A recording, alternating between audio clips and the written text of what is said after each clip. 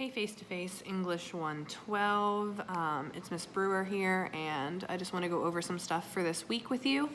So last week I posted a literature review lecture that you were to review in addition to all of the course information, the course lecture and the PowerPoint, the info sheet, assignment details. Okay, so all kinds of information there for you in regard to your literature review.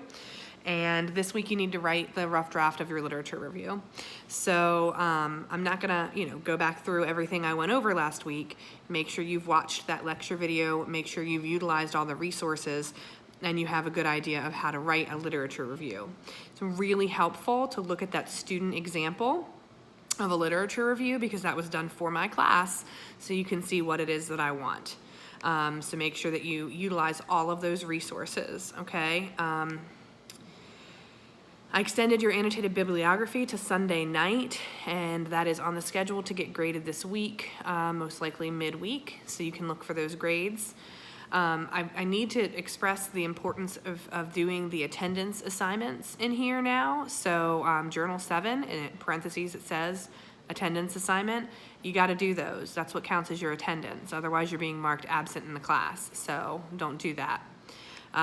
Okay, so this week what we're doing is you guys are writing a rough draft of your literature review, okay? You will upload the rough draft of the literature review to the rough draft peer edit forum, and you will also upload it to the assignment, okay? Literature review rough draft. You will get feedback from me on the assignment that you turn in, the literature review rough draft, okay? You will get feedback from each other through the forum, and that's what you guys are going to be working on next week, okay? So at this point in time, you should have already read all of your articles because you completed an annotated bib, right? And now what you're going to do is you're going to look at all of those articles and you're going to come up with 3 to 5 major ideas about your topic that you want to present in your literature review, okay? And this is the subheading or the heading under discussion. So discussion is the longest part of the literature review, and that's the meat of what you're presenting. You're essentially saying these are the 3 to 5 major topics about my topic, and here's what everybody said about them, okay? So that's how you want to start planning your literature review. You want to start in discussion, okay?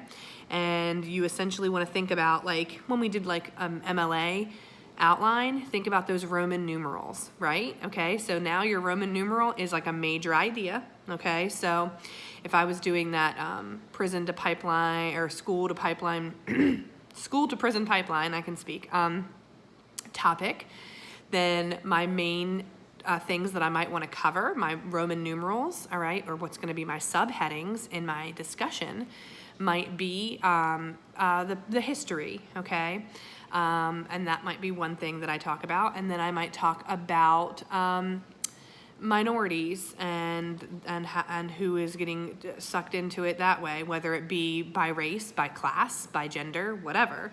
Okay, then I might talk about the criminal justice system and how it's linked to the school system. Maybe they talk about the effect of suspensions, okay? These would be my major topics, and I want 3 to 5 major topics, okay? If you only have 3, you need to say a lot about them, okay? And then I go back into my articles, and I look at my annotations that I've already done, and I say, okay, what did these people say about this? And that's what I'm pulling out, okay? So if one of my articles talks about maybe the minorities affected, and it talks about maybe the criminal justice system, then I would utilize that article in those 2 sections and not all 4 sections because it doesn't talk about the other stuff, okay? But you want to have 5 to 7 articles in that literature review. So if there are 2 articles that you did for your annotated bib that have nothing to do with the major topics you're going to talk about, you can excise those and only use the 5 articles that do talk about your major topics, okay? And so that's how you want to plan to write your literature review, okay? For me, Roman numerals help. That's what I like to do. So I would probably do a Roman numeral with a discussion topic, a subheading, okay? And then, for my, A's and B's and whatnot, I would write the article article title, whatever, the author's names, however I want to identify it, and then for my details, what did they say, okay? One thing that you want to remember for a literature review is it's really important the way that you write, okay? So now we are not saying, making a claim and then pulling a quote to back it up. Now what we're doing is we're saying, so-and-so says this about the criminal justice system, okay? It's a lot more summary, a lot less direct quotations. I do want you guys to try to use 1 or 2 quotations, and I want you to think about, I'm gonna show you something actually. I'm gonna turn around my screen here. So just give me 1 second, okay. So here you can see, this is the student example, all right? And I just wanna talk about the 2 different ways that you're going to cite when it comes to your discussion, all right? So here you have, in this discussion, that hazards of anti-bullying law, all right? That's one of their major topics, okay? So there's 2 ways for you to cite. This first way is right here, okay? Where it's author's last name, comma, year, comma, P period, and the page number. And that you just do it at the end, okay? You also do that after a direct quotation. But there's another way to cite where you can actually divide up your citation. Let me see where they do it. And I want you to use this at least once, especially with quotes, is helpful, okay? So right here, where you have this, okay, Oleus, 1993, stated that, and then we have this quote, right? And then at the end, we just have, all we have behind it is P period 86. The reason is because we're including the name and the year in our sentence, and then after the quote, we just need to put the page number. We don't have to, so it's like a divided up citation, okay? So there's 2 types of citations you can do.